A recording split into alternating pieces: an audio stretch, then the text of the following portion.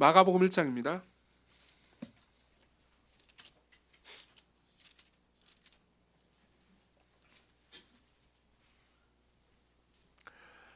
마가복음 1장 1절부터 11절 말씀을 제가 여러분들을 위해서 읽어드리도록 하겠습니다. 하나님의 말씀을 들으십시오. 하나님의 아들 예수 그리스도의 복음의 시작이라. 선지자 이사야의 글에 보라, 내가 내 사자를 네 앞에 보내노니 그가 내 길을 준비하리라. 광야에 외치는 자의 소리가 있어 이르되 너희는 주의 길을 준비하라. 그의 오실 길을 곧게 하라. 기록된 것과 같이 세례 요한이 광야에 이르러 죄사함을 받게 하는 회개의 세례를 전파하니 온 유대 지방과 예루살렘 사람이 다 나아가 자기 죄를 자복하고 요단강에서 그에게 세례를 받더라. 요한은 낙타 털 옷을 입고 허리에 가죽띠를 띠고 메뚜기와 석청을 먹더라. 그가 전파하여 이르되 나보다 능력 많으신 이가 내 뒤에 오시나니 나는 굽혀 그의 신발끈을 풀기도 감당하지 못하겠노라. 나는 너희에게 물로 세례를 베풀었거니와 그는 너희에게 성령으로 세례를 베푸시리라. 그때 예수께서 갈릴리 나사렛으로부터 와서 요단강에서 요한에게 세례를 받으시고 곧 물에서 올라오실세 하늘이 갈라짐과 성령이 비둘기같이 자기에게 내려오심을 보시더니 하늘로부터 소리가 나기를 너는 내 사랑하는 아들이라 내가 너를 기뻐하노라 하시니라. 아멘.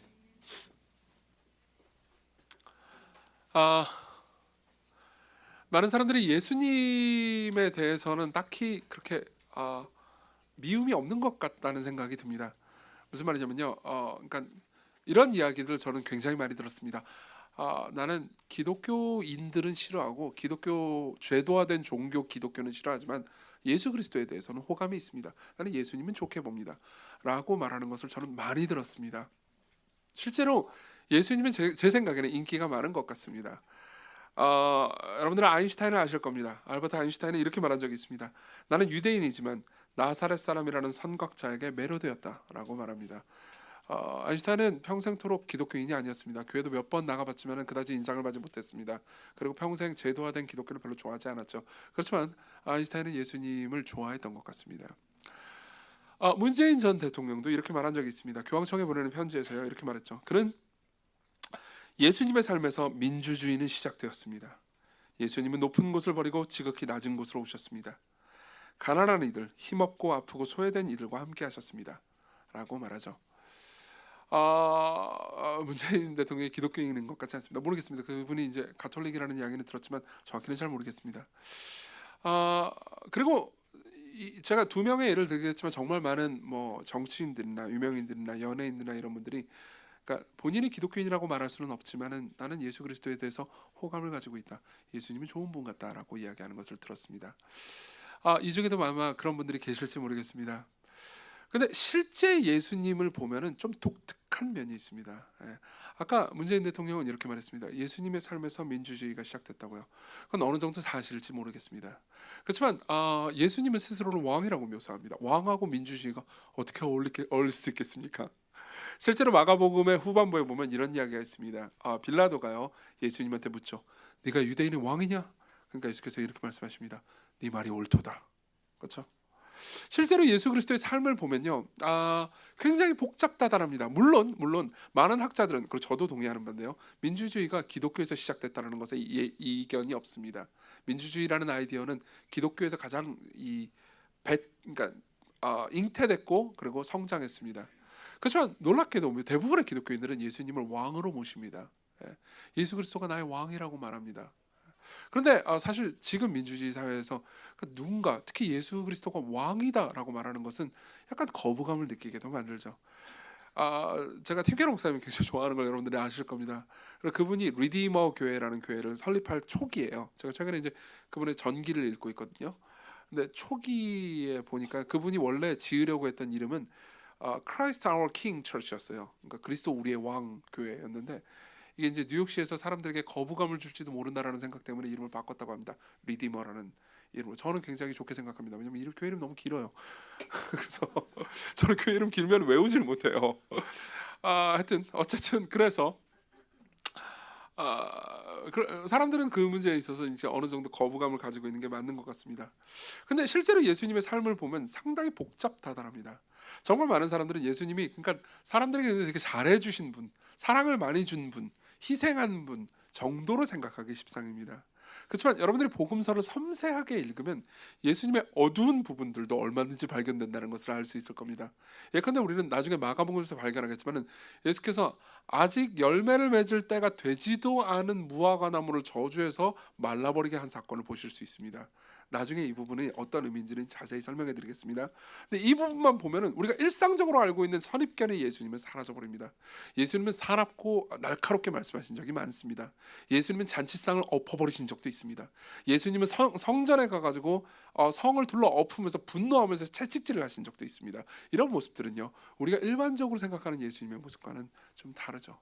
그럼 진짜 예수님은 누굴까요? 진짜 예수님은 어떤 분일까요? 왜 진짜 예수님을 만난 사람들은요, 자신의 삶을 예수님으로부터 구원받았다고, 예수님에 의해서 구원받았다고 기쁨으로 말하는 걸까요? 왜 사람들은요, 생각해보세요. 왕은 보통 앞서잖아요, 그렇죠? 그렇게도 좋아하는 걸까요? 우리는 이제 앞으로 몇 달간 마가복음을 살펴보게 될 겁니다. 자, 마가복음은 총 3막으로 이루어져 있습니다. 세 부분으로 이루어져 있는데요. 1막과 2막을 우리가 몇 달 동안 보게 될 겁니다. 그리고 나서 잠깐 쉬었다가 다른 본문을 좀 설교를 듣고요. 그 다음에 다시 돌아와가지고 마가복음의 마지막 부분 3막을 보면서 그것도 몇 달이 아마 걸릴 겁니다. 그래서 이제 좀 긴 기간 동안 마가복음에 나타난 예수 그리스도가 어떤 분이신지 볼 겁니다. 그리고 마가복음의 가장 중요한 주제 중 하나는요, 그분이 왕이라는 사실이죠. 그럼 그분은 어떤 왕입니까? 저는 우리가 읽은 본문을 바탕으로 해서요, 첫 번째로는 이 예수 그리스도가 어떤 왕인지에 대해서 말씀드리겠습니다. 그리고 두 번째로는요, 이 왕을 만나려면 어디로 가야 되는지를 말씀드리겠습니다. 그리고 마지막으로 이 왕이 무슨 일을 했는지 혹은 어디로 갔는지에 대해서 말씀드리죠. 첫 번째, 이 왕이 누구인지 한번 보겠습니다. 1절부터 보죠. 하나님의 아들 예수 그리스도의 복음의 시작이라. 네, 하나님의 아들 예수 그리스도의 복음의 시작이라. 마가는요, 그러니까 단도직입적입니다. 마가복음은 짧기도 짧지만 마가복음만큼 스피디한 책은 없습니다. 여러분들이 마태복음과 누가복음을 읽잖아요. 그럼 마태복음과 누가복음은 그러니까 예수님의 이 유년 시절이라든가 누가복음에 나오죠. 그리고 예수님의 탄생에 대해서 아주 길게 묘사하고 있다는 것을 알 수 있습니다. 그렇지만요, 마가복음은 그런 거 관심 없습니다. 그냥 예수님을 소개부터 하고 예수님의 사역부터 바로 시작해 버립니다. 왜 그랬을까요? 정확하지는 않습니다만 대다수의 학자들은 마가복음이 4개의 복음서 중에 가장 먼저 기록된 복음서일 거라고 생각합니다. 그리고 복음서가 기록된 데는 일종의 이유가 있습니다. 예수께서 죽으시고 부활하시고 승천하신 직후에요, 복음서를 바로 기록하지 않았습니다. 한 30년 동안은 복음서를 기록할 필요가 아마 없었던 것 같습니다. 왜냐하면 예수님을 눈으로 보고 함께 활동했던 사람들이 시퍼렇게 살아 있었거든요. 그것도 수백 수천 명이 있었습니다. 그렇기 때문에 그러니까 예수님에 대해서 누군가 거짓말을 하잖아요. 그러면 나 목격자인데 내가 그때 그 장소에 함께 있었는데 그런 일이 없었어 라고 교차 검증을 해줄 수 있는 사람들이 아주 많았습니다.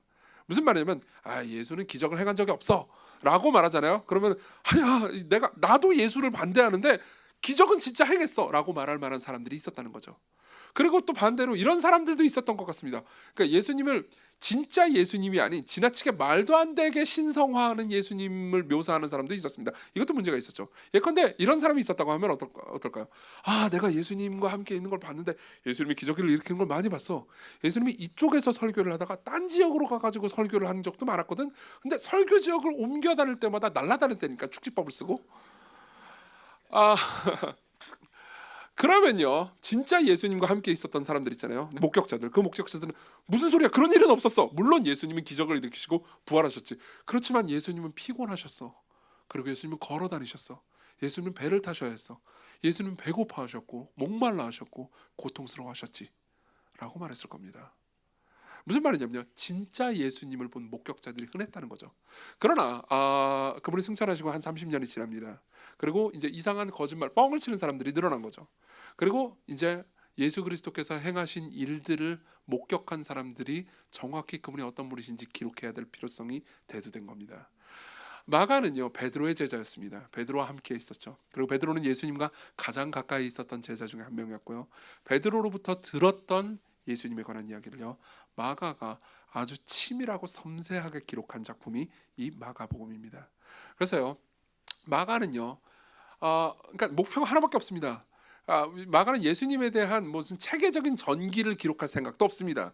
그냥 예수 그리스도가 누군지, 그리고 그분이 우리를 위해서 어떤 일을 하셨는지, 왜 우리가 그분을 받아들여야 하는지에 대해서 빠르게 설명하고 싶을 뿐입니다. 그래서 그냥 두괄식이라고 하죠. 이거를 그냥 단도직입적으로 그분의 정체를 폭로해 버립니다. 하나님의 아들 예수 그리스도의 복음의 시작이라. 여기서 하나님의 아들 혹은 그리스도 혹은 복음, 이 단어가 교회를 오래 다닌 사람들 입장에서는 너무나 익숙한 단어이기 때문에 이 문장이 굉장히 뻔하게 들릴 수 있습니다. 하지만 이 단어가 1세기에 살던 사람들 입장에서는 굉장히 낯선 단어들이었습니다. 이 단어 하나하나가 다 충격적인 단어들이었습니다. 왜 그런지 말씀드리겠습니다. 그리스도라는 단어는요, 참고로 그리스도는 이름이 아닙니다. 그리스도는 직분명입니다. 예컨대 이정규 목사, 그러면 목사가 제 이름이 아니잖아요. 그렇죠? 이정규가 제 이름이고 목사가 직분이잖아요. 그런 것처럼 예수 그리스도 하면 예수님은 이 이름입니다. 그분의. 그리고 그리스도는 그분의 직분명이죠. 그렇죠? 그런 것처럼 이 그리스도라는 것은 직분인데 직함인데요. 당시에 그리스도는 어떤 직함이었냐면은, 그러니까 이스라엘을, 그리고 이스라엘뿐만 아니라 모든 나라를 고통과 압제에서 완벽하게 구원해낼 위대한 정치적 지도자라고 생각을 했습니다. 그러니까 보통 지도자가 아니에요. 보통 일반적인 대통령 이런 존재가 아닙니다. 그보다 훨씬 더 윗선에 속하는 위대한 지도자를 그리스도라고 생각했습니다. 근데 마가는 뭐라고 그러죠? 그냥 바로 그분을 그리스도라고 말해버립니다. 게다가 하나님의 아들이라는 표현 역시 보십시오. 하나님의 아들은요, 단순히 그러니까 우리가 하나님의 사랑을 받기 때문에 하나님의 자녀입니다 정도의 수준이 아닙니다. 이런 문맥에서 하나님의 아들이라는 단어를 쓸 때요, 당시의 사람들은요 신적인 존재라고 생각을 했던 거죠. 그리고 그 신적인 존재가 바로 예수 그리스도라고 말하는 겁니다. 자, 그게 여러분들 입장에서 지금의 언어로 좀 바꿔보자면요, 아마 이런 느낌이었을 겁니다. 만일 여러분들이 어떤 글을 보는데 이런 문장을 발견했다고 합시다. 제가 읽어드릴게요. 역사상 최고의 지도자 이정규 대통령 각하의 치세가 시작되었다. 물론 이건 뻥입니다. 이건 말도 안 되는 말이죠. 그러나 여러분들이 이 문장을 보면 최소한 둘 중에 하나로 생각할 겁니다. 이 존재는 사기꾼이다. 그렇죠? 나는 신이다 넷플릭스 드라마에 1회가 더 필요하겠군, 이라는 생각을 할 겁니다. 아니면 진짜 위대한 지도자가 등장했구나. 둘 중에 하나인 거죠. 사기꾼 아니면 진짜 신인 겁니다. 게다가 이 복음이라는 단어는 더 놀랍습니다. 복음이라는 단어. 이 복음이라는 단어도 교회를 오래 다닌 사람 입장에서는 너무나 자주 듣는 말이기 때문에 그다지 와닿지 않는 말일 겁니다. 하지만 이 복음이라고 번역된 그리스어 유앙겔리온이라는 단어 있잖아요. 이 단어는 그러니까 보통 그리스 로마 문화권 내에서 왕의 출현 혹은 황제의 탄생 때만 쓰는 단어였습니다. 그러니까 무슨 말이냐면 이런 거예요. 우리한테는 이제 고대 문서들을 많이 오늘 가지고 있습니다. 지금 제 컴퓨터에는 프라인의 비문이라는 고대 아마 BC 8년 정도, BC 8년에서 9년 정도에 기록된 걸로 보이는 프라인의 비문이라는 그 문서가 있습니다. 거기 보면요, 그 문서의 일부에 보면 이런 말이 있습니다. 신이신 아우구스투스의 생일은 세상을 위한 좋은 소식의 시작이었다. 여기서 좋은 소식이라고 번역된 단어가 유앙겔리온입니다. 아우구스투스 아시나요?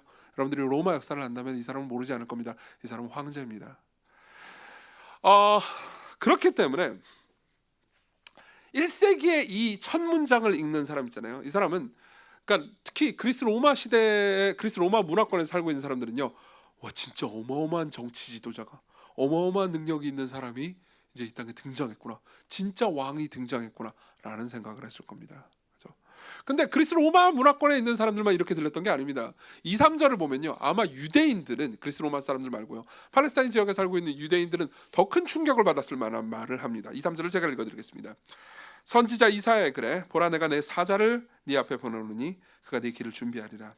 광야에 외치는 자의 소리가 있어 이르되 너희는 주의 길을 준비하라. 그의 오실 길을 곧게 하라. 이거는 이사야의 말씀. 구약성경에 이사야라는 책이 있습니다. 이사야는 사람 이름이고 사람 이름인데 이 선지자가 이제 미래를 가리켜서 예언한 예언들의 모음집이죠. 예언만 있는 건 아니지만요. 근데 그 이사야의 예언 중에는 장차 그러니까 예수 그리스도가 오시기 이전에 어떤 한 선지자, 어떤 한 메신저, 사자라고 여기 번역됐죠. 라이언이 아닙니다. 메신저입니다. 한 메신저가 올 것을 예언하고 있습니다. 근데 그 메신저가 어떤 일을 하느냐? 3절을 자세히 보십시다. 광야에 외치는 자의 소리가 있어. 여기서 광야에 외치는 자는 이제 그 메신저를 가리킵니다. 좀 이따 밑에 문맥으로 보면 세례 요한을 말하는 거죠. 세례 요한이 있어서 소리가 있어서 이르되 너희는 주의 길을 준비하라. 그의 오실 길을 곧게 하라. 라고 말합니다. 주의 길을 준비하라. 무슨 말일까요? 실제로 이사야 40장 3절을 보잖아요. 이게 이사야 40장 3절을 인용한 건데요. 실제로 이사야 40장 3절을 보면은 약간 여러분들이 이게 무슨 의미인지 낯설게 들릴 겁니다. 제가 이사야 40장 3절을 읽어드릴 테니까 여러분들이 이 본문의 3절을 눈으로 보고 계십시오. 제가 읽어드리겠습니다. 외치는 자의 소리여 이르되 너희는 광야에서 여호와의 길을 예비하라. 사막에서 우리 하나님의 대로를 평탄하게 하라. 여기 주라고 번역된 단어가 구약 성경에 뭐라고 돼 있죠? 여호와입니다. 무슨 말입니까?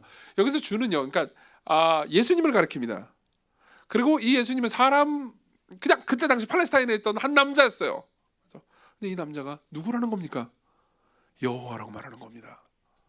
그러니까 마가는요 아주 단도직입적으로 한 3절 안에서요 이렇게 말하는 겁니다. 그리스 로마 지역에 사는 사람들에게 너희들이 상상도 할 수 없는, 다시 말하면 아우구스투스 같은 황제하고도 비교할 수 없는 위대한 황제가 등장했다라고 말하는 동시에 2, 3절을 통해서 유대인들에게 이분이 신이다 라고 말하는 거죠. 이분은 그냥 인간이 아니다, 신이다, 여호와다. 구약 성경에 너희들이 섬겼던 그 여호와가 사람이 돼가지고 이 땅에 왔다라고 말하는 겁니다. 자, 그리고요 이 본문을 통해서요 마가가 우리에게 강조하고 싶은 부분을 우리가 묵상해 볼 수 있습니다. 마가는 뭐라고 말하는 겁니까? 이 예수님을요, 이제 앞으로 우리가 소개를 받을 이 예수님 있잖아요. 마가복음을 쭉 공부하면서 우리가 알게 될 이 예수님이 신이라고, 그분을 신으로 모시고 섬기라고, 그분을 신으로 받아들이라고 이야기를 하는 거죠. 자, 이거는 이제 이런 의미입니다. 자, 여기에 있어서 우리가 조금 깊이 생각을 해볼 필요가 있습니다. 여러분들 중에 대다수는 하나님을 믿을 겁니다. 여기 계신 분들의 대다수는 기독교인이기 때문에 삼일체 하나님을 믿겠죠. 예수 그리스도를 하나님으로 믿는 분들도 많을 겁니다. 그리고 안 믿는 분들도 계실 수 있을 겁니다. 그러나 모두에게 적용되는 사실이 하나 있습니다. 우리는요 종종 그러니까 하나님의 어떤 부분을 낯설어 합니다. 혹은 하나님의 어떤 부분을 받아들이기를 꺼려 합니다. 그래서 기독교인이 아닌 분들은 성경에 나타난 하나님의, 특히 예수님의 어떤 모습들은 거부하고 싶을 겁니다. 그분이 심판하신다든가, 그분이 혹은 형벌하신다든가 이런 개념들에 대해서는, 혹은 우리의 죄에 대해서 징계하신다든가 이런 개념들에 대해서는 여러분들이 낯설기 때문에 거부하고 싶을지도 모릅니다. 지금이 때가 어느 때인데 이런 신을 아직도 믿고 있느냐 라고 말할지도 모릅니다. 그렇죠? 그리고 여러분들이 기독교인이라 하더라도 그러니까 왠지 이런 분들도 계실 겁니다. 나를 이해해주고 나를 안아주고 사랑해주고 나를 끌어안아주는 그분은 내가 받아들일지언정, 그러니까 내가 죄를 짓는 것을 싫어하시고 나를 변화시키고 고치려고 하는 하나님은 받아들이기 힘들어하는 거죠. 그럼 어떻게 됩니까? 여러분들은 여러분들이 만든 신을 가지게 됩니다. 무슨 말이냐면 예수님을 신으로 받아들이는 게 아닙니다. 여러분들은 예수님이라는 분을 이름으로 부를지도 모릅니다. 예수님, 나는 예수님을 사랑해요. 하지만 성경이 말해주는 예수님을 받아들이지 않고 여러분들이 내가 생각하는 신은 그런 게 아니야 라고 하면서 여러분들이 생각하는 신을 받아들이잖아요. 저는 그런 이야기를 굉장히 많이 들었습니다. 굉장히 많이 들었습니다. 목회를 하면서요, 그러니까 대화를 하면서 하나님이 이런 분이시다라는 얘기를 합니다. 그럼 상대방이 이렇게 말합니다. 저도 신앙생활을 오래 했습니다. 내가 믿는 예수님은, 내가 믿는 하나님은 그런 분이 아닙니다. 내가 만난 분은 그런 분이 아닙니다. 그럼 제가 성경을 얘기해 줍니다. 성경에 보면 이런 이야기들이 있습니다. 예수님이 이런 분입니다. 그러면 이제 말하는 거죠. 아니요, 나는 그런 신을 받아들이고 싶지 않습니다. 이게 어떤 문제가 되는지를 몇 가지로 좀 말씀드리겠습니다. 첫 번째는 이런 문제가 있습니다. 한 3가지 정도로 빠르게 얘기해드리겠습니다. 첫 번째는 이런 문제가 있습니다. 여러분들은 객관적일 수가 없습니다. 객관적일 수가 없습니다. 무슨 말이냐면요, 여러분들은 대다수는 이렇게 생각할 겁니다. 심판하고 진노하는 그런 하나님은 받아들일 수 없습니다. 용서하고 사랑해주는 하나님은 받아들일 수 있습니다. 하지만요, 지금도 지구상의 어떤 문화권에서는, 예컨대 이슬람 문화권이나 또 아프리카 일부, 남미의 일부 문화권에서는요, 사랑하고 용서하고 껴안아주는 하나님을 받아들이기를 낯설어합니다. 굉장히 싫어합니다. 오히려 그런 신이 이상하다고 생각합니다. 그렇지만 정의롭고 심판하고 징계하는 신을 받아들이는 하나님의 그런 부분을 받아들이는 것은 전혀 어려움이 없습니다. 그럼 여러분들은 그런 사람들을 보면서 뭐라고 말하겠습니까? 그런 사람들이 예수님은 나를 징벌할지도 몰라, 나를 혼날지도 몰라 하면서 늘 두려워하는 사람을 보면서 여러분들은 뭐라고 말하고 싶겠습니까? 하나님은 그런 분이 아니야 라고 말하고 싶지 않겠습니까?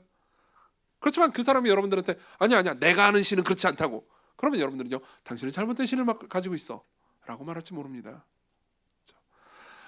예수님은요, 진정한 예수님은 문화권 내에서 어느 문화권에서도 딱 들어맞은 적이 없었습니다. 역사상 어느 시대에도 딱 들어맞은 적이 없었습니다. 그때 시대 정신은요 다른 신을 요구했습니다. 그리고 하나님의 어떤 부분을 거부했죠. 그렇죠? 그리고 이거는요 두 번째 문제를 야기시킵니다. 두 번째 문제와 세 번째 문제를 동시에 얘기해 드리겠습니다. 두 번째 문제는요, 여러분들이 진짜 신을, 진짜 예수님을 만나는 게 아니고 여러분들이 만든 예수님을 만난다면요, 두 번째 문제입니다. 여러분들은 위로받지 못하게 되고요. 세 번째 문제입니다. 여러분들은 변화되지도 못하게 됩니다. 위로받지도 변화되지도 못하게 됩니다. 왜 그런지 말씀드리겠습니다. 보세요. 내가 원하는 신이 있습니다. 내가 갈망하는 방식의 신이 있습니다. 그리고 성경에서 말하는 어떤 부분은 내가 좀 받아들이기 힘듭니다. 그럼 어떻게 되겠습니까? 사실상 나는요 내가 만든 신을 숭배하는 거죠. 근데 재미있게도요 그 내가 만든 신은요 내가 원하는 방식의 신이기 때문에 사실 나를 닮아 있습니다. 사실 나를 닮아 있어요. 무슨 말인지 아십니까? 나는 나와 대화하고 있는 겁니다. 내가 신에게 기도를 한다 하더라도 내가 기도하는 그 대상이 내가 원하는 존재고 내가 창조한 존재라면요 그 존재는 그냥 나를 닮아 있는 존재일 뿐입니다. 진짜 신이 아닌 거죠. 나를 닮아 있는 그 존재가 나를 위로한다고 한들 어떻게 내가 위로를 받겠습니까? 나와 똑같은 존재가 나를 변화시킬 수 있습니까? 여러분들이 삶에서 변화를 맞은 경험은요 전부 나와 다른 사람들을 만났기 때문에 여러분들이 변화됐을 겁니다. 그렇죠? 저 사람의 생각이 이해가 되지 않고 행동이 이해가 되지 않는데 소통하면서 함께 하다 보면 아 내가 잘못 생각하고 있었구나, 내가 이런 부분이 변화될 필요가 있었구나 라고 느끼면서 우리가 긍정적으로 변화되는 거 아니겠습니까? 그죠? 근데 나는 늘 나랑 똑같은 생각을 하고 똑같은 방식으로만 행동하는 사람과 그 무리들만만 모여다닌다고 합시다. 그럼 나는 변화가 되겠습니까? 아니요, 저는 변화되지 않습니다. 여러분들은 변화되지 않을 겁니다. 여러분들이 괴롭습니다. 그리고 여러분들이 만든 신을 찾아가지고 기도합니다. 근데 잠깐 위로를 받는 것 같긴 합니다. 하지만 여러분들은 궁극적으로는 알게 됩니다.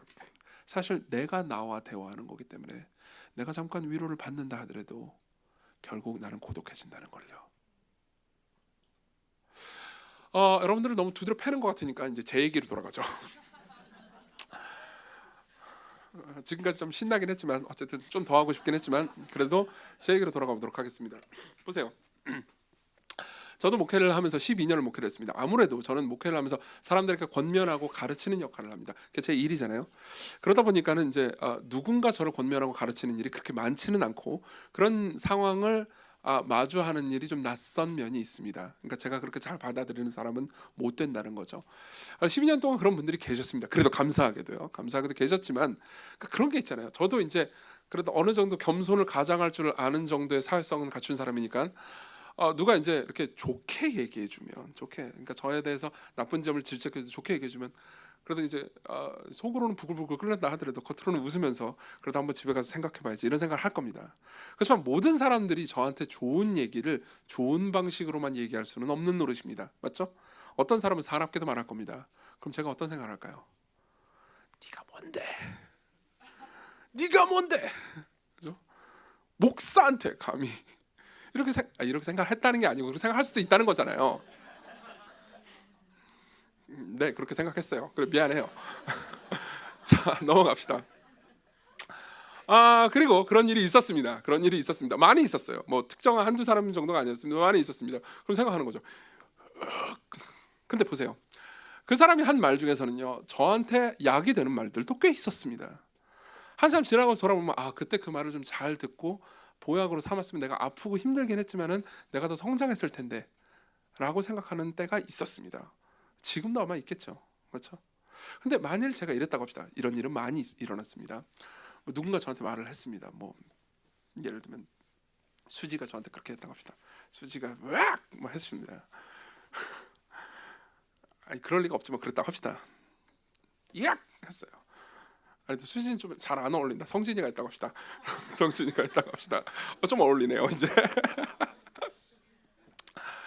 했습니다. 그래가지고 제가 뭐야 그런 생각이 들었어요. 그리고 나서 자 보세요. 그리고 나서 제가 성진이가 하는 말을 성경에 비추어서 진짜 하나님이 나한테 뭐라고 말씀하시는지를 스스로 살펴보면서 저를 변화시키려고 하지 않고 그냥 단순히 내가 만든 신을 찾으면서 위로를 구하는 사람이었다고 합시다. 저는 종종 그랬습니다. 그럼 어떻게 생각하겠습니까? 성진 씨가 나한테 야! 그렇습니다. 그럼 저는 이제 혼자 집으로 갑니다. 그래서 혼자 기도를 시작하는 거죠. 종종 기도는 이럴 때 위험합니다. 기도를 하면서 주님, 제가 핍박받았습니다. 목회하는데 이렇게 박해가 많군요. 저 97년생인 주제에 97학번인 나를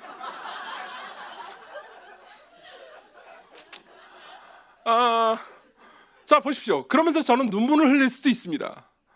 굉장히 위로를 받을 수도 있겠죠. 그렇지만 생각해 보십시오. 그리고 시간이 지나면요, 저는 절대로 변하지 않을 겁니다. 맞죠? 그리고 더 나아가서요, 저는 사실 위로받지도 못합니다. 이거 하나님께 받는 위로가 아닙니다. 그냥 내가 나를 위로했을 뿐이에요. 나는 진짜 신을 만나지 못합니다. 이해하십니까? 자, 이게 우리가 예수 그리스도 앞에 섰을 때 우리 스스로 생각해야 되는 지점입니다. 만일 제가요 이렇게 생각했다면 어떨까요? 성진 형제를 통해서 하나님께서, 예수 그리스도께서 나를 변화시키기 위해서 이런저런 말씀을 해주신 거라고 받아들였다면요, 제가 성경을 살펴보면서 하나님께서 내게 하시는 말씀이 무엇인지 생각하면서 기도했다면요, 저는요 오히려 변화되었을 겁니다. 맞죠? 그리고 하나님, 제가 이렇게 연약하고 부족한데도 불구하고 저를 돌보시는군요. 제가 이렇게 죄를 자주 저지르는데도 불구하고 그래도 저를 사랑하시고 받아주시는군요 하면서 진짜 위로를 받았을 겁니다. 이해되시죠? 그렇죠? 여러분, 예수 그리스도를 신으로 받아들이십시오. 그분을 여러분들이 비타민 보충제로 받아들이지 마십시오. 비타민 보충제는 뭡니까? 삶에서 그냥 필요한 겁니다. 그렇죠? 그러니까 꼭 당장 없어도 죽지는 않는데 그냥 가끔 요즘 좀 입안에 구내염이 많이 나네, 비타민을 먹어야지. 그렇죠? 우리는 보통 이렇습니다. 삶에서 그냥 대충 하나님 없이 삽니다. 예수님을 신으로 받아들이기보다는 가끔 나를 위로해주는 존재로 받아들입니다. 진짜 삶의 나의 신은 나입니다. 그리고 나에게는 가끔 비타민 보충제가 필요하죠. 그래서 필요할 때만 예수님께 나가서 기도합니다. 그때 만나는 예수님은 예수님이 아니죠, 나죠. 성경은요 그런 방식으로 예수 그리스도를 만나지 말라고 말합니다. 그것은 자기 파괴적이니까요. 두 번째로 넘어가죠. 그러면 우리는 예수님을 어디서 만납니까? 어디서 우리는 예수님을 만날 수 있습니까? 4절을 보면요, 세례 요한이 등장합니다. 세례 요한이 광야에 이르러 죄 사함을 받게 하는 회개의 세례를 전파하니 온 유대 지방과 예루살렘 사람이 다 나아가 자기 죄를 자복하고 요단강에서 그에게 세례를 받더라. 요한은 낙타털 옷을 입고 허리에 가죽띠를 띠고 메뚜기와 석청을 먹더라. 그가 전파하이르되 나보다 능력 많으신 이가 내 뒤에 오시나니 나는 굽혀 그의 신발을 끈을 풀기도 감당하지 못하겠노라. 나는 너에게 물로 세례를 베풀거니와 그는 너에게 성령으로 세례를 베푸시리라. 자, 이 내용을 좀 요약해서 여러분들에게 설명해 드리겠습니다. 먼저 세례 요한이 등장했다는 사실부터 한번 생각해 봅시다. 세례 요한은 그러니까 메신저입니다. 사절입니다. 왕이 등장하기 전에 먼저 나가는 사절입니다. 고대의 길은 울퉁불퉁했습니다. 그렇기 때문에 그러니까 왕이 이렇게 울퉁불퉁하는데 막 엎어지고 그러면 안 되잖아요. 그러니까는 이제 길을 닦는 사절들이 있었습니다. 그리고 사절들이 몇백 명씩 와가지고 길을 닦곤 했습니다. 사실 그런 문화는 지금도 남아 있습니다. 몇 달 전에 우리나라에 이제 그 사우디의 왕세자인 빈 살만이 왔었잖아요. 그 사람 재산이 2,000조라면서요. 아씨, 나한테 2천만 원만 줘준. 어쨌든 2,000조인데 그분이 한국에 왔을 때 롯데호텔에 400객실을 빌렸대요. 예. 미리 몇백 명씩 와가지고 준비를 다 하는 거죠. 그리고 나서 짜잔 하고 왕이 등장하는 겁니다. 보통 다 그렇습니다. 왕의 등장 이전에는요 사절들이 등장하기 마련입니다. 그리고 세례 요한이라는 사절이, 그러니까 메신저가요, 예수님 이전에 왔다는 건요, 예수님이 얼마나 높으신 분임을 말해주는 것이죠. 예컨대 여러분 생각해 보십시오. 이정규가 여러분들 집에 찾아갈 겁니다. 그래요? 저는 이정규의 비서실장이고 제 비서실에 있는 몇몇 사람들이 당신의 집에 청소를 하러 갈 겁니다. 그러면 여러분들 뭐라고 말하겠습니까? 둘 중에 하나죠. 뭐야, 왜 청소까지 해? 이렇게 말하든지, 아니면 이정규라는 사람은 대단한 사람인가 보다. 비서실장도 있고 비서들도 있는 걸 보니까 이렇게 생각할 겁니다. 그렇죠? 마찬가지입니다. 이 왕이 오시는데 이 왕이 전에 사절이 오는 거죠. 근데 이 사절은 어떤 사람입니까? 6절에 보면요, 낙타털 옷을 입고 허리에 가죽띠를 띠고 메뚜기와 석청을 먹었습니다. 이 말은요, 그러니까 약간 우스꽝스럽습니다. 우스꽝스럽게 보입니다. 그렇죠? 이 말은 당시 최신 유행하는 스타일이 낙타털 옷이라는 얘기도 아니고, 당시에 유행하는 간식이 메뚜기와 석청이라는 의미도 아닙니다. 이 말은요, 진정한 의미는요, 이렇게 구약 성경에 익숙한 사람들은 이렇게 행동하고 말했던 사람을 합니다. 엘리야죠.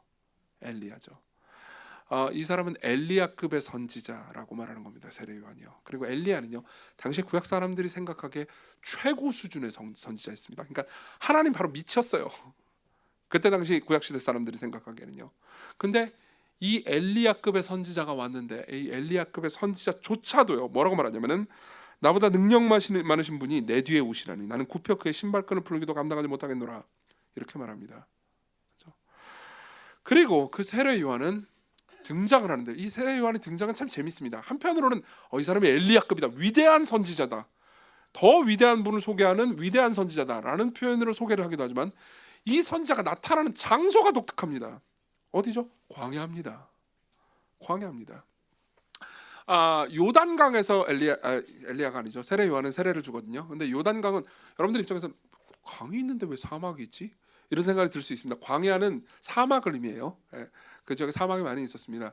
강이 있는데 어떻게 사막이 있지라고 생각할 수 있지만은, 요단강은요, 끝자락 부분에 사해하고 맞닿는 지점이 있습니다. 그리고 그 부분은 사해 때문에, 여러 가지 다른 자연적인 이유 때문에 강 옆에 사막이, 드높은 사막이 펼쳐져 있습니다. 거기는 생명체가 아무것도 없죠. 그렇죠? 그리고 세례 요한은 광야에서 등장합니다. 그리고 지금 우리가 읽은 1절부터 13절까지 내용까지 보잖아요. 광야라는 단어가 4번이나 등장합니다. 그러니까 주제 중에 하나가, 마가복음을 연구하는 사람들은 이 본문의 주제 중에 하나가 광야라고 말합니다. 왜 그럴까요? 광야가 도대체 뭐가 중요하다는 걸까요? 구약 성경에 익숙한 사람들은 이 이야기에, 지금 이 본문에서 상징하는 바를 거의 단박에 파악했을 겁니다. 왜 그러냐면요, 구약 시대 때 이스라엘 백성들이 하나님을 만나는 장소는 늘 광야였기 때문입니다. 이스라엘 백성들은 늘 광야에서 하나님을 만났습니다. 모세는요, 불타는 떨기나무 가운데 나타나신 하나님을 광야에서 만났습니다. 즉 사막에서 만났습니다.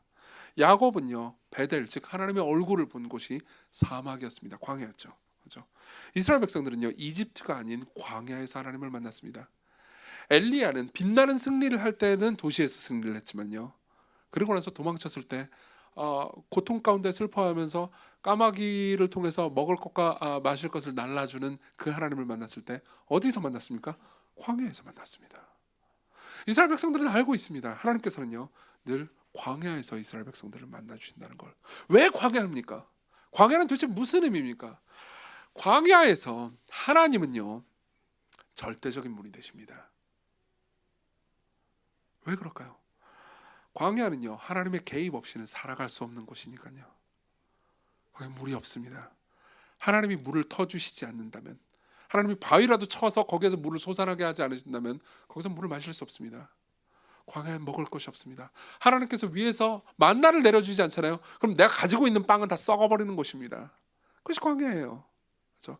광야는요, 하나님의 개입 없이는 절대로 살아갈 수 없는 곳을 가리키죠. 그렇게 증거가 있습니다. 세례 요한이요, 뭐라고 말하냐면요, 회개의 세례를 전파한다고 말합니다. 4절이에요. 그렇죠? 자, 이것도 좀 내용을 좀 이해할 필요가 있습니다. 보세요. 세례 요한이 회개의 세례를 전파했다는 건요, 여러 가지 상징적인 의미가 있습니다. 우리는 이제 예수 그리스도를 믿으면 세례를 받습니다. 여러분들 중에 세례 안 받으신 분도 계시겠지만 대다수가 세례를 받으셨을 겁니다. 그렇죠? 근데 세례는 당시에 유대교 내에서 이런 의미가 있었습니다. 여러분들이 구약 성경을 자세히 보면 구약 성경에 세례가 거의 나타나지 않는다는 것을 알 수 있습니다.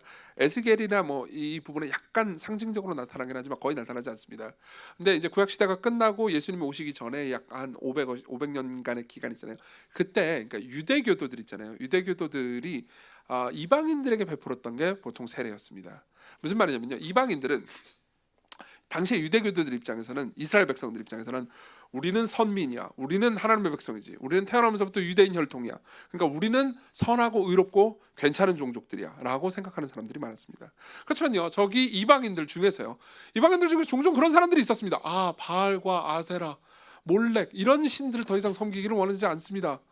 여호와가 진짜 신인 것 같습니다. 나는 여호와를 섬기겠습니다 라고 하면서 개종을 하는 사람들이 있었습니다. 그러면요, 유대인들이 이렇게 했죠.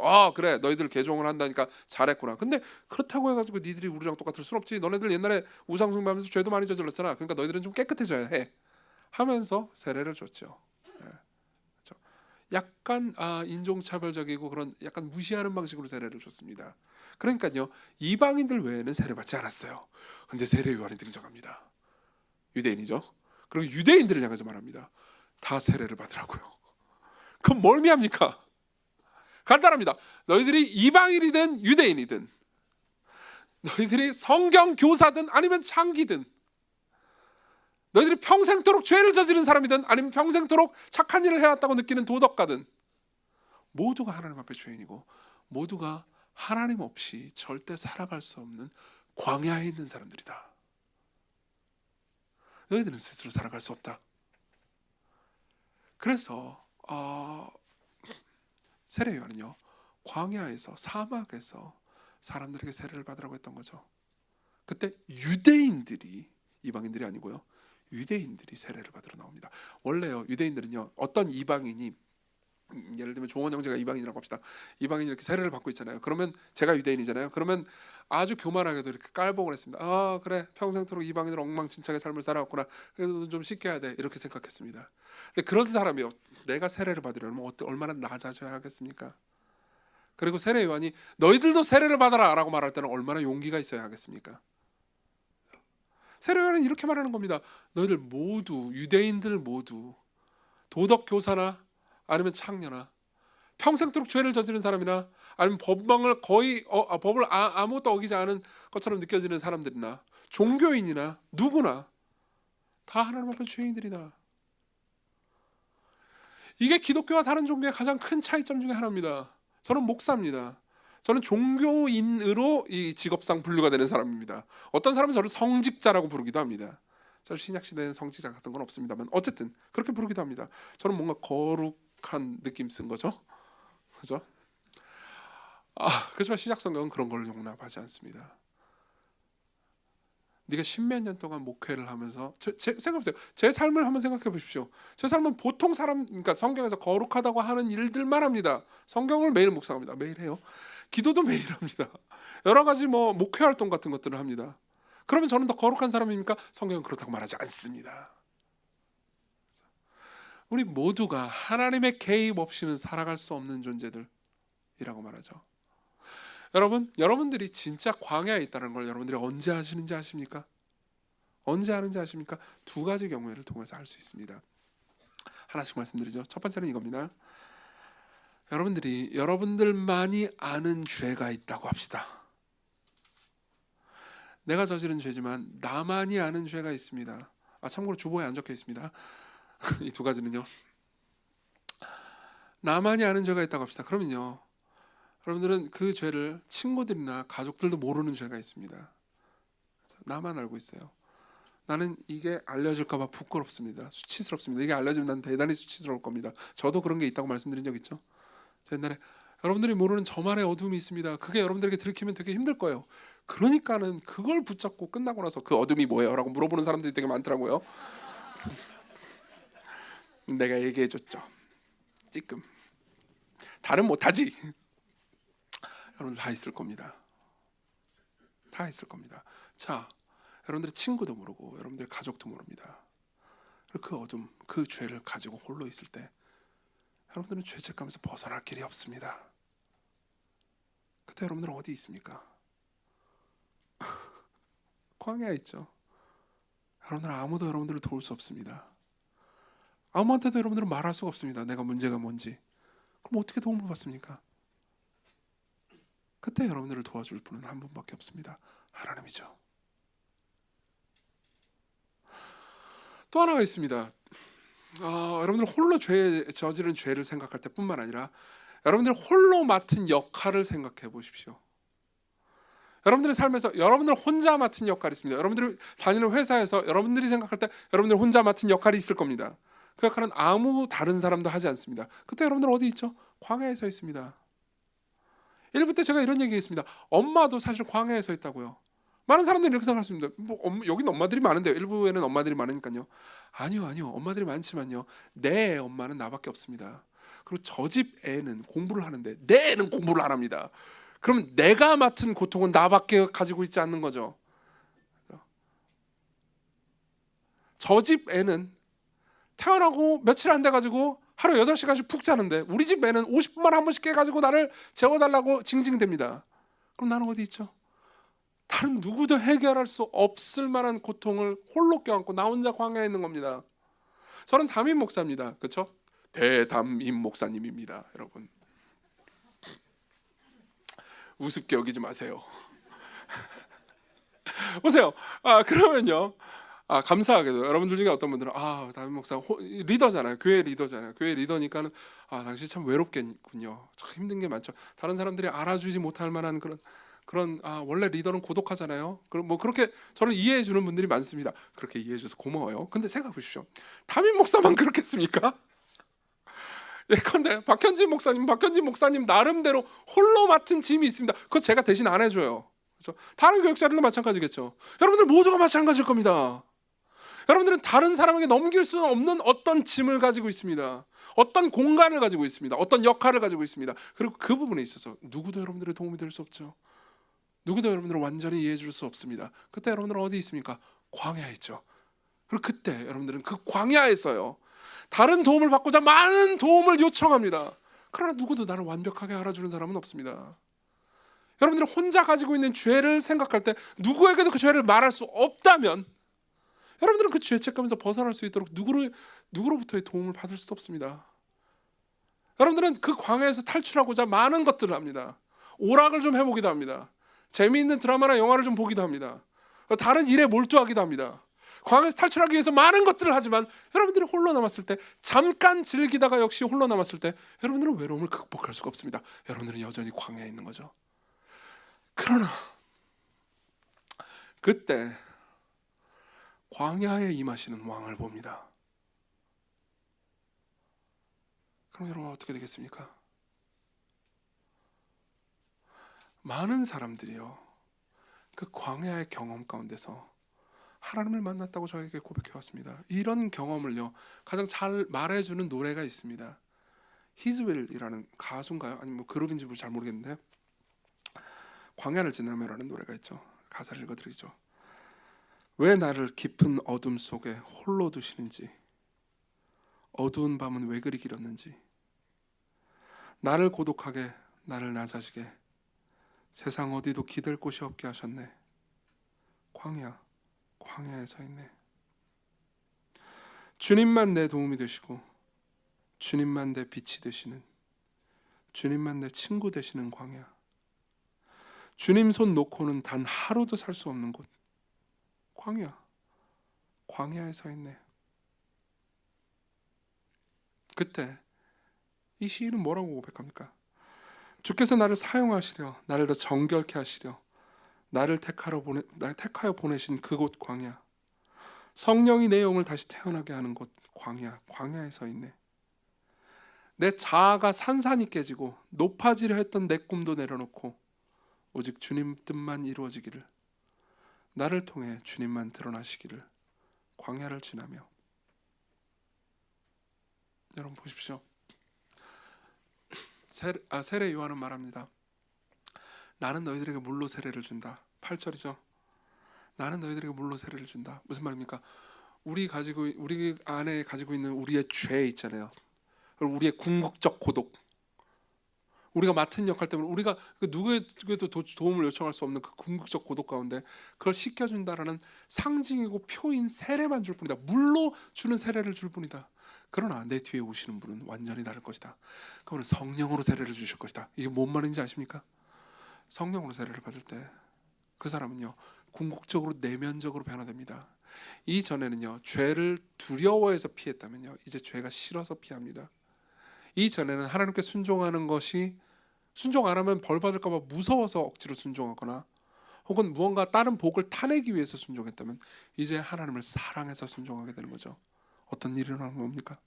성령으로 세례를 받은 겁니다. 왜 성령으로 세례를 받는다는 게 도대체 무슨 의미입니까? 나는 홀로 광야에 서 있지만 나를 돌보시고 나를 도우시는 하나님을 거기서 만납니다. 그분이 나를 그곳에서 용납하셨습니다. 용서하셨습니다. 그리고 그분이 그곳에서 나를 도우시죠. 그리고 나는 변화됩니다. 이 일을 그분이 하신다는 거죠. 자, 그럼 마지막으로요. 그럼 그분이 도대체 어떤 방식으로 그 일을 하신다는 겁니까? 그분이 가시는 길은 어디입니까? 11절부터 9절부터 11절의 내용은 제가 본문으로 읽긴 했지만 다음 주에 더 자세히 설명해 드릴 겁니다. 그렇지만 간단하게 한두 가지만 좀 읽어가면서 설명해 드리겠습니다. 그때 예수께서 갈릴리 나사렛으로부터 와서 요단강에서 요한에게 세례를 받으시고 곧 물에서 올라오실새 하늘이 갈라짐과 성령의 비둘같이 자기에게 내려오심을 보시더니 하늘로부터 소리가 나기를 너는 내 사랑하는 아들이라 내가 너를 기뻐하노라 하시니라. 자 보세요. 이 부분이요. 특히 세례 문화나 유대교의 의식에 익숙한 1세기 사람들한테는 충격으로 다가왔을 겁니다. 특히 세례 요한에게도 충격이었죠.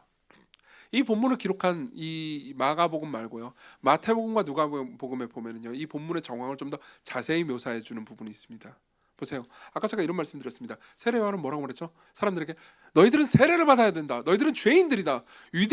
이방인들뿐만 아니라 유대인들 너희들도 죄인들이다. 창녀들뿐만 아니라 삶 전체를 통해서 선한 일을 해왔다고 생각하는 사람들, 율법을 잘 지켰다고 생각하는 율법 교사들, 종교인들 너희들도 똑같이 하나님의 사랑 없이는 살아갈 수 없는 존재다. 너희들은 용서받아야 한다. 너희들은 다 죄인이다 라고 말했습니다. 그렇게 말하면서 사람들이 감동을 받아가지고 세례를 받으러 오죠. 세례 요한은 광야에 서 있습니다. 그리고 사람들이 와가지고 세례를 받죠.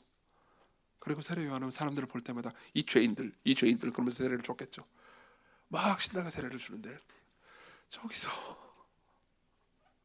예수님이 옵니다. 빈살만이 온 거예요. 아니요, 빈살만보다 훨씬 위대한 분이요. 그리고 세례 요한은요, 성령이 그 위에 머물고 있다는 것을 확인했습니다. 그리고 자신이 사절로 예비해야 되는 그 위대한 존재, 그 위대한 왕이 다가오는 걸 봅니다. 어떤 생각이 들었겠습니까? 그분은 무죄합니다. 나는 지금까지 사람들한테 야 이 죄인들아 세례 받아라 이러면서 세례를 막 주고 있었어요. 근데 그 왕이 옵니다. 그리고 그 왕이 말합니다. 내가 세례를 받기를 원한다. 여러분들이 세례 요한이라면 뭐라고 말하겠습니까? 세례 요한은 이렇게 말했습니다. 무슨 소리입니까? 왕이시여, 내가 당신한테 세례를 받아야 합니다. 제가 어떻게 당신 앞에 세례를 받겠습니까? 세례를 주겠습니까? 예수께서 뭐라고 말씀하십니까? 아니다, 세례를 주어라. 내게 세례를 주어라. 이와 같이 해서 이 모든 의를 이루는 것이 합당하니라. 이 말은 수수께끼 같은 말이지만 지금 다 설명해 드릴 시간이 없습니다. 나중에 시간이 되면 더 많이 설명해 드리겠습니다. 예수께서는 지금 이렇게 말씀하고 계신 겁니다. 당연히 예수님은 자기가 죄가 없다는 것을 알고 계십니다. 그분이 왕이라는 것, 그분이 신이라는 것을 알고 계십니다. 그리고 세례 요한 역시 죄인입니다. 근데요, 예수님은요 지금 이렇게 말하는 겁니다. 나는 내 백성들, 내가 사랑하는 내 사람들과 함께 세례를 받으면서 내가 저들과 함께 죄인 취급받기를 원한다. 여러분, 예수님이 죄를 지었기 때문에 세례를 받으신 것이 아닙니다. 그분은 죄를 지은 우리와 똑같은 취급, 똑같은 상황, 똑같은 광경, 똑같은 격업을 하시기 위해서, 우리와 하나가 돼서 우리와 연합하시기 위해서 세례를 받으신 겁니다. 그분은 죄인들의 대표로 오셨습니다. 그분은 저 위에 있는 왕으로서 우리를 다스리면서 짓밟기 위해서 오신 것이 아니고 우리와 하나가 되기 위해서, 우리와 똑같은 왕이 삶을 살아가는 왕이 되기 위해서 이 땅에 오신 거죠.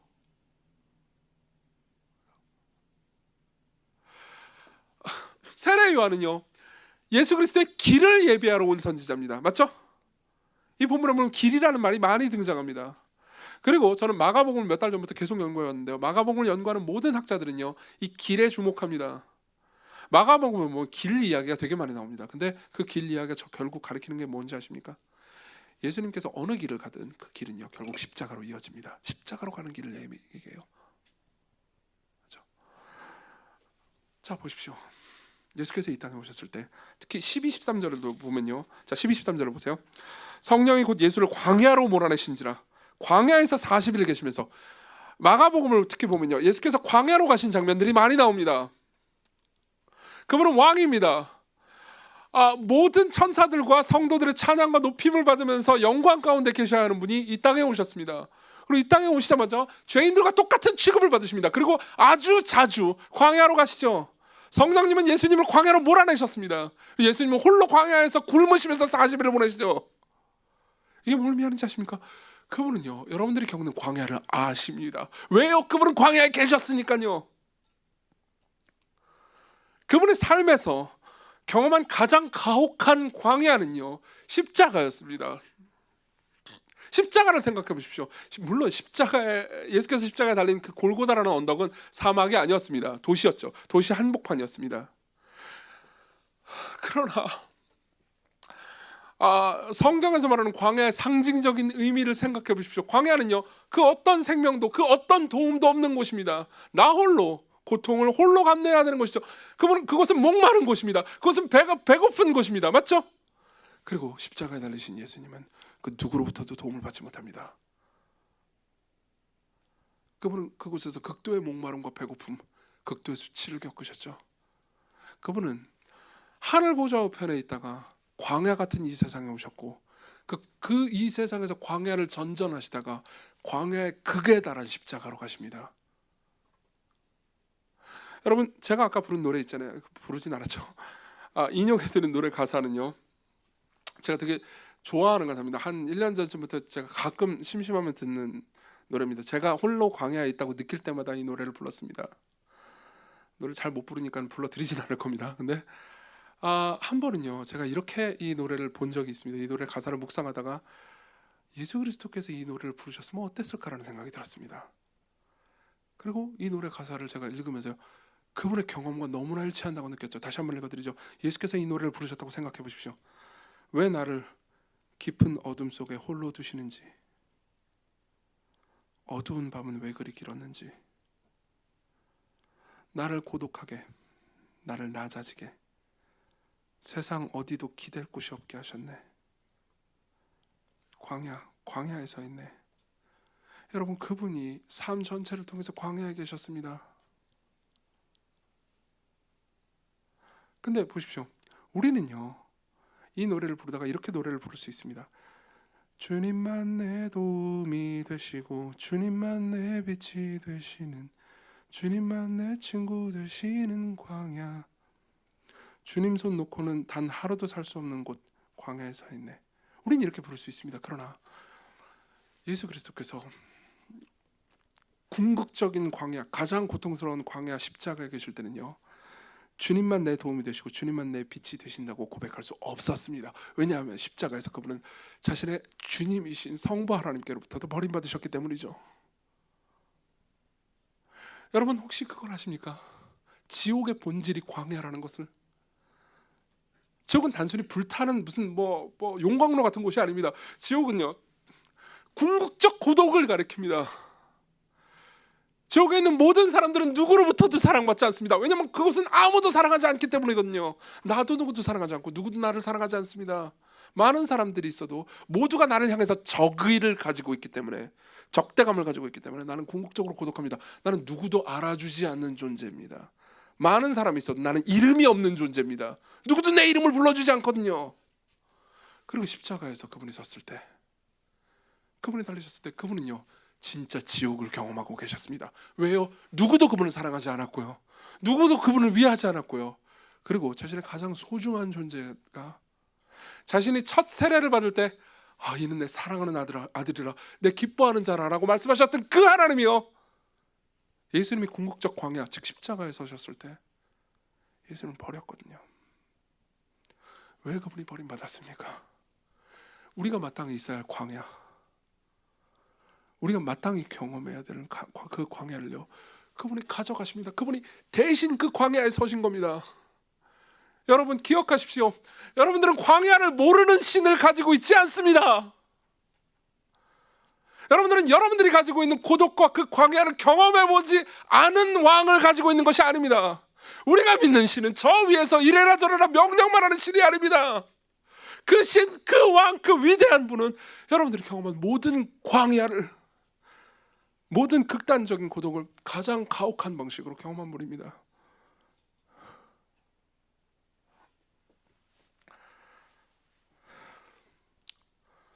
여러분들이 이분을 의지하고 있습니까? 여러분들이 정말 이분을 믿고 받아들이고 있다면요, 이분이 진짜 신이라고 믿으면서 여러분들이 그분을 진짜 신으로, 다시 말하면 여러분들의 입맛대로 만든 신이 아니고 진짜 신으로 받아들이잖아요. 그럼 여러분들은 진짜 위로를 받을 수 있습니다. 왜냐하면 그분은 하나님으로서 여러분들의 삶을 모두 경험해 보셨기 때문입니다. 그뿐 아닙니다. 그분은 진짜 여러분들을 변화시킬 수 있습니다. 여러분 생각해 보십시오. 여러분들의 삶에서 예수님이 여러분들에게 요구하는 것 중에서 여러분들의 입맛에 안 맞는 명령들이 얼마든지 있을 겁니다. 맞죠? 10계명을 다시 한번 스캔해 보십시오. 여러분들의 입맛에 안 맞는 것들이 있습니다. 그러나 그 명령을 하신 분이 여러분들을 위해서 광야에 서신 분이라면, 여러분들을 위해서 모든 것을 주신 분이라면요, 여러분들 이분을 신뢰해 볼 만하지 않겠습니까? 내가 만든 알량한 신들을 버리고 그분께 자신을 드릴 수 있지 않겠습니까? 그러면요, 여러분들이 진짜 위로를 얻을 수 있습니다. 그럼 여러분들은요, 정말 변화될 수 있습니다.